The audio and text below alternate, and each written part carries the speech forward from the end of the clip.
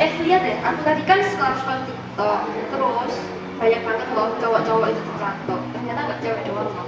Kita ada bagus loh. Kayaknya kamu punya rambut panjang kan? Mau nggak dicatok? Ya rambutku paling cocok buat dicatok, ya kan? Sekali-kali lah, coba dulu lihat bagus. Dulu bisa mulus banget. Ah, enggak ah, nanti jelek. Coba dulu aja, kan kamu belum pernah coba kan? Lihat, bisa kayak namanya selain. Kalau nanti jelek gimana? Mungkin lah, nanti coba dulu aja deh, sampai bisa lihat hasilnya gimana. Tapi deh, aku kaget aja. Oke, aku catatnya ya. Catatnya, aku colokin dulu ya. Bentar, aku tak ngajak dulu sebentar. Oke, aku atur suhunya dulu. Panas bentar. Kamu ada sana deh kayaknya. Ini. Ya. Agak sini dong. Oke, keluar silang.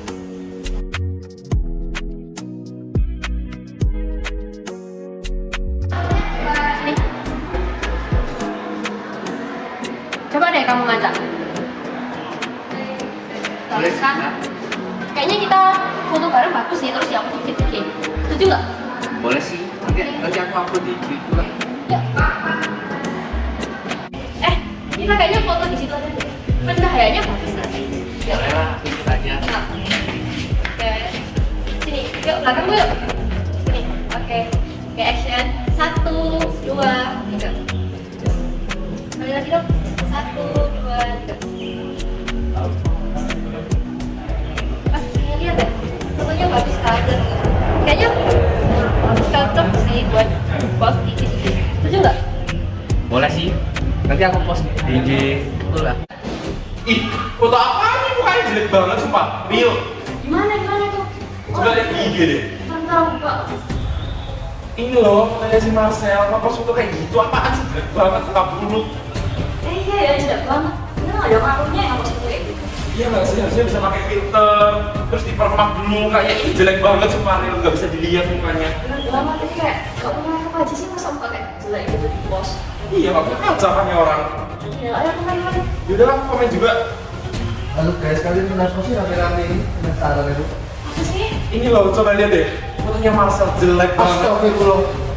Tapi kan ya memang kalian nggak seharusnya lah bilang kayak gitu. Semua orang kan karena ekspresi akan bikin sebenarnya di sosial media kalian juga pantas lah harusnya. Ya kita juga mengekspresikan yang kita biasa. Tapi kan semuanya punya etika. Kalian tahu kan sosial media itu kalau misalnya kalian bisa Iya sih. Jadi sebenarnya kita nggak boleh gitu.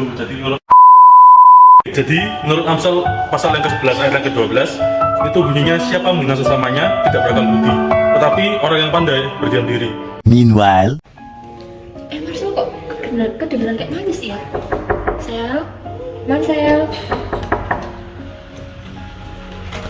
Ya ampun Marcel, kamu ngapain sih? Gak bagus tau kamu membahayain diri sendiri.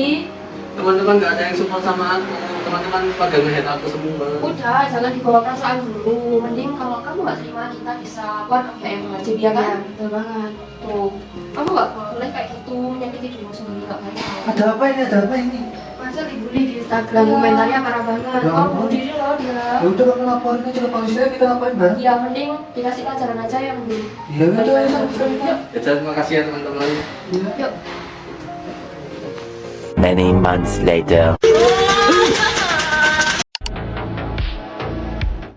Beberapa faktor yang berkontribusi terhadap perilaku tidak sopan di dunia maya. Yang pertama, kurangnya literasi digital. Yang kedua, sifat anonim internet. Yang tiga, provokasi.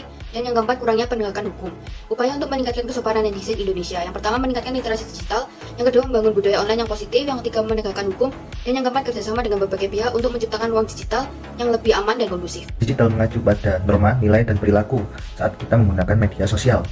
Kewarganegaraan digital dan keadaban digital terbagi menjadi dua, yaitu kompetensi kewarganegaraan digital dan pendidikan kewarganegaraan digital. Etika digital dapat diterapkan melalui konsep PING yang ada sebagai berikut, yaitu true, unsomeone, illegal, necessary, and kind. Kasus netizen Indonesia yang tidak sopan menunjukkan kurangnya pemahaman dan penerapan prinsip-prinsip kewarganegaraan digital. Beberapa contohnya adalah seperti ujaran kebencian, diskriminasi, cyberbullying, penyebaran hoax, lalu penipuan, dan juga pelanggaran privasi. Sehingga dampaknya dapat merusak reputasi bagi korban dan membuat masyarakat lainnya merasa tidak aman serta tidak nyaman dalam berinteraksi dengan media sosial.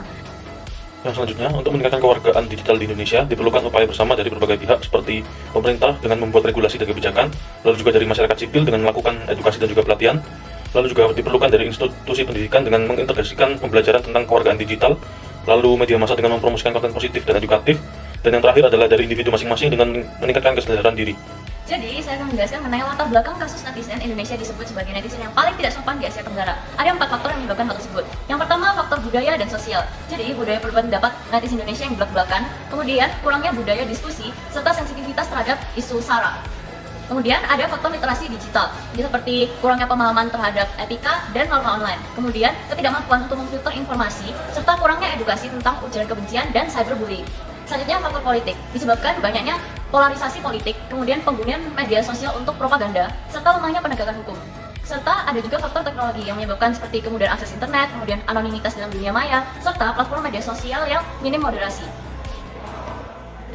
Tentang analisis reaksi masyarakat terhadap kasus netizen di Indonesia yang dianggap paling tidak sopan se-Asia Tenggara. Yang pertama ada reaksi negatif. Nah, reaksi negatif ini menimbulkan kekecewaan dan rasa malu. Yang kedua, ada kemarahan dan kecaman. Dan reaksi positif dari netizen. Yang pertama, ada introspeksi dan keinginan untuk berubah. Lalu yang kedua, ada upaya untuk meningkatkan literasi digital. Nah, yang pertama itu tantangan penegakan hukum. Nah, tantangan penegakan hukum ini ada beberapa poin. Yang pertama, kurangnya regulasi yang spesifik. Nah, saat ini belum ada regulasi di Indonesia yang secara khusus mengatur tentang perilaku tidak sopan di dunia online. Nah, lalu pelanggaran sulit dibuktikan. Nah, membuktikan pelanggaran seperti ujaran kebencian dan cyberbullying di dunia online bisa jadi sulit karena sifatnya yang anonim dan mudah dihapus. Nah, lalu kapasitas penegakan hukum terbatas. Nah, kapasitas penegakan hukum dalam menangani kasus cybercrime masih perlu ditingkatkan lagi, termasuk dalam hal pemahaman teknologi dan bukti digital. Nah, untuk meminimalisir kasus terkait etika dalam kewargaan digital ini, yang pertama adalah dengan harus meningkatkan kesadaran dan pemahaman seperti melakukan edukasi tentang etika bersosial, memahami budaya dan konteks, dan juga meningkatkan literasi digital. Kemudian yang kedua adalah dengan mendorong atau membuka ruang dialog dan diskusi yang positif. Lalu yang ketiga adalah dengan membangun sebuah budaya yang saling meningkatkan rasa empati, toleransi. Yang paling penting adalah membiasakan untuk saling menghargai perbedaan. Kemudian solusi untuk kasus tersebut yaitu solusi dari ranah hukum, yaitu dengan penguatan regulasi, kemudian penegakan hukum yang tegas, serta edukasi hukum. Kemudian satu solusi di ranah sosial seperti meningkatkan literasi digital, mendorong budaya dialog, serta membangun komunitas online yang positif.